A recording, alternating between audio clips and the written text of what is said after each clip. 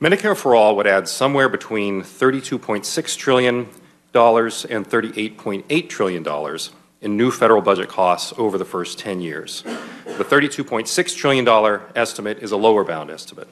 It essentially assumes every cost containment provision in the bill saves as much as possible. If instead things play out more consistently with historical trends, the new federal costs would be closer to $38.8 trillion. And I'll say more about the specific assumptions later.